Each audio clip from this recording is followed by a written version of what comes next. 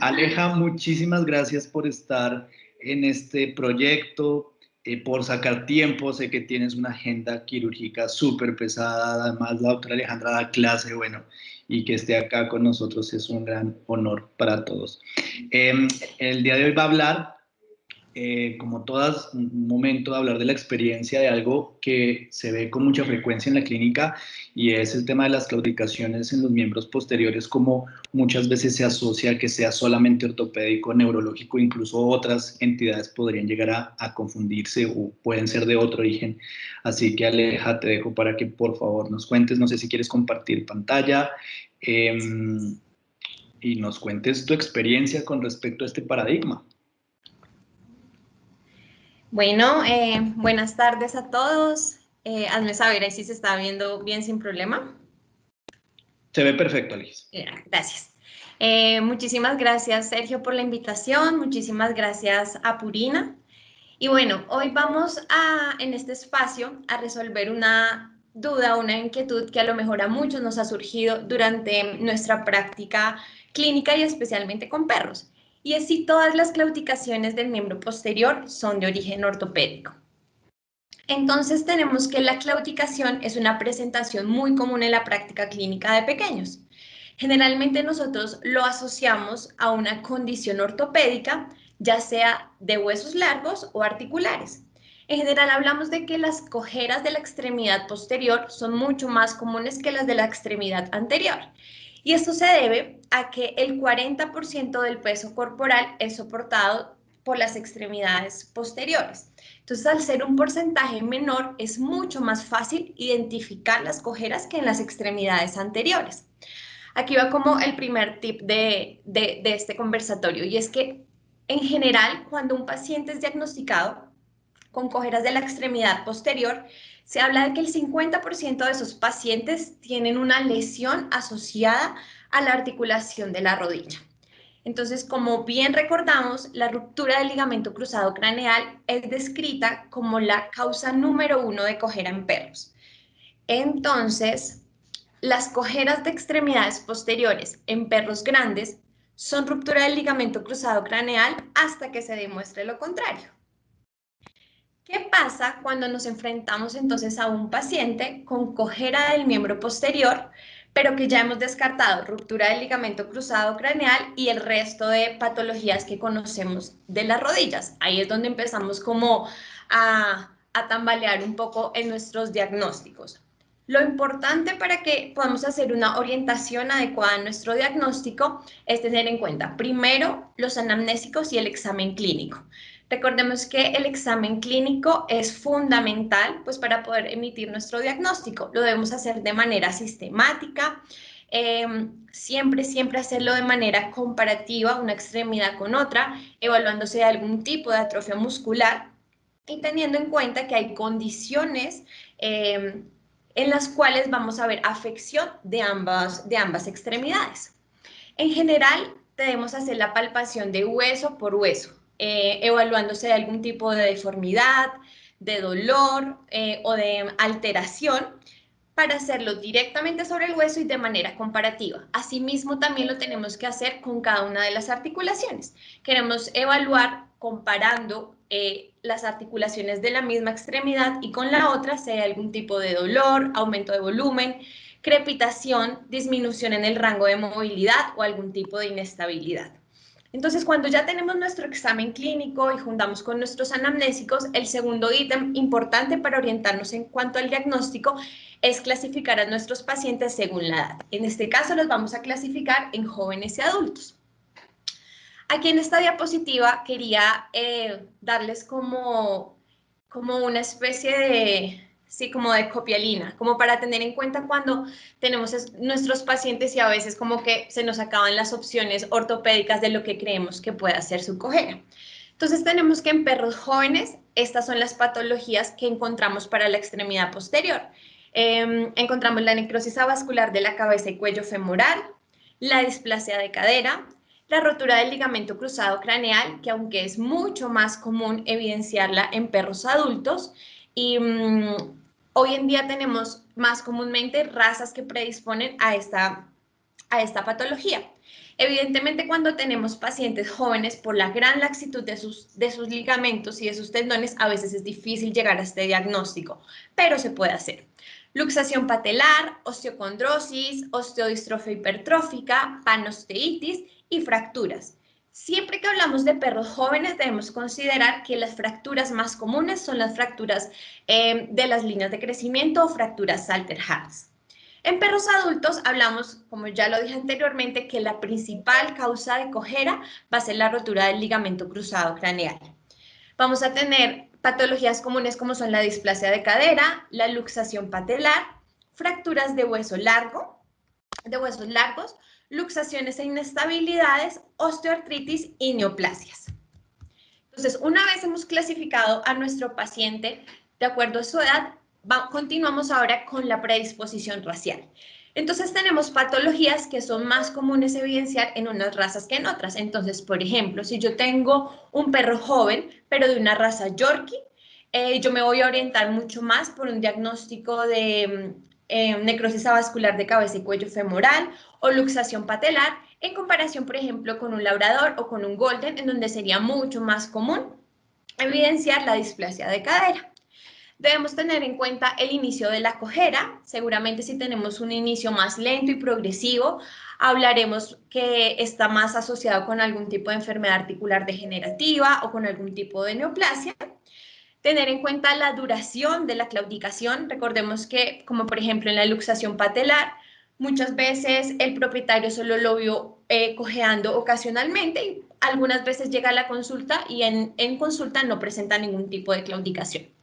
La progresión de la cojera, la postura, y aquí arrancamos con unos puntos importantes, y es que siempre todo paciente con claudicación del miembro posterior debemos hacer un examen neurológico. Ese examen neurológico va a incluir, ¿cierto?, indagar con el propietario antecedentes clínicos como algún tipo de debilidad, incoordinación, entrecruzamiento de los miembros posteriores, alguna alteración para la micción o la defecación. Y nosotros al examen clínico pues debemos asegurarnos que no tengamos algo más asociado neurológicamente o algún tipo de dolor a elevación del maslo de la cola, de la palpación lumbosacra. Debemos asegurarnos siempre incluir durante nuestro examen clínico la propiocepción y los reflejos. Inflamación de una o más articulares, y esto es fundamental. Vamos a que si entonces tenemos una cojera del derecho, evaluamos solamente el derecho. Y sobre todo cuando estamos hablando de artropatías, es muy común evidenciar inflamaciones en otras articulaciones de otras extremidades. Muchas veces esa inflamación es muy leve y a veces casi imperceptible. Y de hecho a veces es tan leve que no llega al punto de producir claudicación o dolor. Pero el hecho de tener otras articulaciones asociadas pues nos va a ir llevando a orientarnos hacia otro tipo de patologías. Signos de enfermedad sistémica y claudicaciones de las extremidades de adelante. Y esto es bien importante porque muchas veces vamos a tener claudicaciones del miembro posterior por patologías del miembro anterior y esto se ve de manera compensatoria. Y pues evidentemente el trauma. El trauma yo creo que es uno de los diagnósticos más fáciles de llegar porque vamos a tener el antecedente, ¿cierto? Por parte del propietario, generalmente es automovilístico. Y pues al examen clínico es muy fácil andar en la cojera, que tiende a ser aguda, evidente, y va a haber crepitación y dolor, y la placa radiográfica pues va a permitirnos llegar al diagnóstico con facilidad. Ahora coloco aquí este bulldog porque yo creo que no solamente en el área en la que yo trabajo, sino a lo mejor en muchas de las áreas en las que ustedes trabajan, pues es como esos pacientes que vamos a ver cotidianamente, ¿sí? Y con el bulldog tenemos algo, y lo tenemos en otras razas, pero pongo acá el ejemplo del bulldog, donde vamos a tener condiciones ortopédicas y neurológicas para las cuales él tiene predisposición. Muchas veces cuando a consulta llegan estos pacientes, pues nos enfrentamos con la pregunta de, bueno, y a lo mejor esta lesión es ortopédica o neurológica. Y aquí van varios tips para tener en cuenta. Primero, que cuando hablamos de una condición ortopédica, el signo clínico más común que vamos a evidenciar es la cojera. A diferencia de las condiciones neurológicas, en donde vamos a evidenciar es debilidad. Ahora, hay condiciones ortopédicas en las que se va a evidenciar la debilidad, como por ejemplo cuando tenemos ruptura del ligamento cruzado craneal bilateral, y hay condiciones neurológicas en las que vamos a encontrar cojera.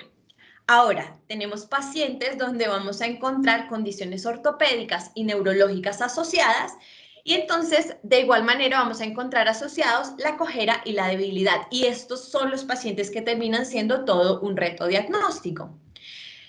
Es importante tener en cuenta que enfermedades que afectan nervios espinales lumbares caudales, el plexo lumbosacro o los nervios periféricos pueden causar cojera en las extremidades pélvicas. Entonces, por eso es un punto fundamental a tener en cuenta dentro de nuestros diagnósticos presuntivos. Evidentemente, nosotros vamos a tener patologías neurológicas que nos van a llevar que nos pueden llevar a cojera, como protrusiones discales, estenosis degenerativa lumbosacras, síndrome de Caudequina, neoplasias, ya sea de nervios periféricos o extra o intradurales.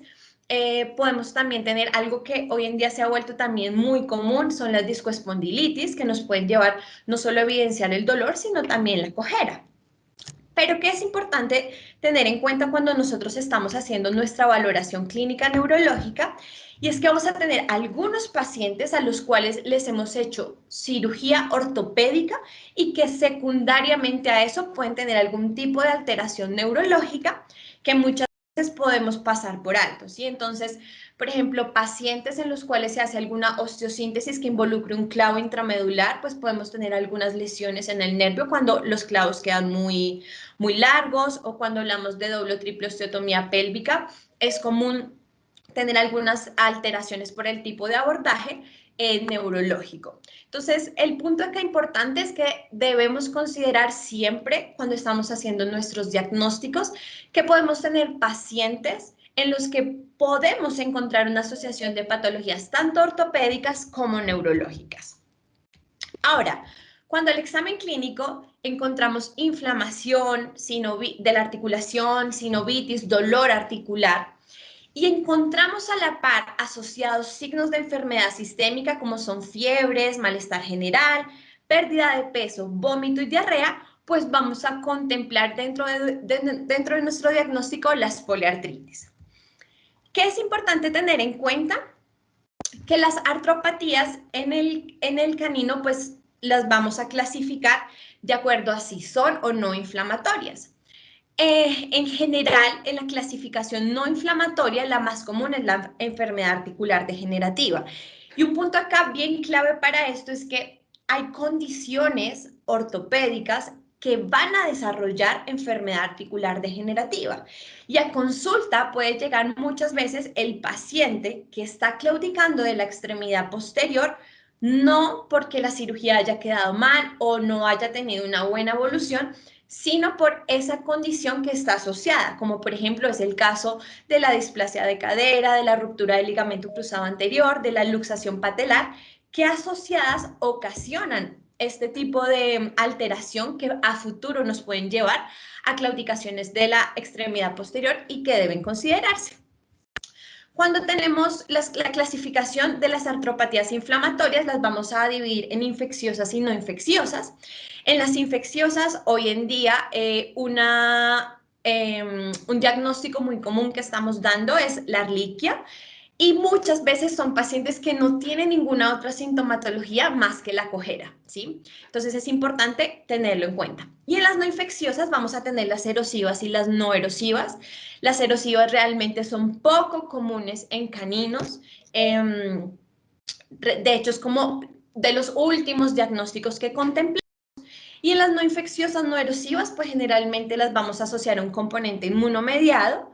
Y es importante tener en cuenta que cuando nosotros hemos descartado este tipo de enfermedades y algún tipo de alteración a nivel hepático, gastrointestinal y demás, pues debemos considerar la artropatía idiopática. ¿Listo? Generalmente el diagnóstico de esta lo hacemos cuando hemos descartado absolutamente todos los anteriores diagnósticos de los cuales hemos hablado.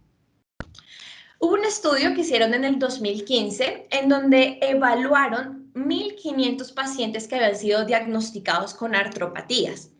Y en este estudio una conclusión que hacen es que el 90% de los propietarios informaron algún tipo de cojera, debilidad o incapacidad para subir. Generalmente lo reportan en subir o bajar escaleras o muebles.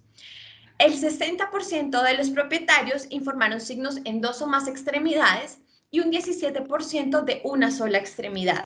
Entonces, esto lo traje acá porque me parece muy importante. Muchas veces cuando asociamos solo la inflamación de una articulación, descartamos completamente las artropatías y sin problema puede estar alterando solo una, produciendo sintomatología clínica de una sola extremidad.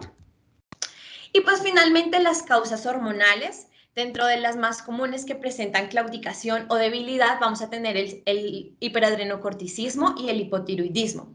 Tener en cuenta cuando nosotros tenemos, por ejemplo, aquí las causas hormonales o alguna causa infecciosa, como por ejemplo en las artropatías, es importante tener en cuenta que para el manejo de estos pacientes no es suficiente el manejo paliativo que vamos a tener con la cojera, que generalmente va a ser algún tipo de antiinflamatorio, reposo y demás. Es importante el tratamiento de la causa inicial de lo que está originando ese problema, pues para poder tener una evolución favorable. En general, los manejos o las evoluciones y el pronóstico, ya sea por un tratamiento paliativo o quirúrgico, va a ir mucho mejor en las extremidades posteriores que en las extremidades delanteras. Y bueno, finalmente para concluir, no todas las claudicaciones del miembro posterior son de origen ortopédico, pero sin lugar a duda es la causa más común. Al ser la causa más común, pues va a ser como lo primero a tener en cuenta en cuanto a nuestros diagnósticos, y en caso de que ya las vamos descartando, pues tenemos estas otras opciones que hablamos el día de hoy. Es importantísimo, para finalizar, tener en cuenta que podemos tener pacientes en los cuales pueden evidenciarse cojeras, dolores o sintomatología clínica de las extremidades posteriores asociadas a más de una patología.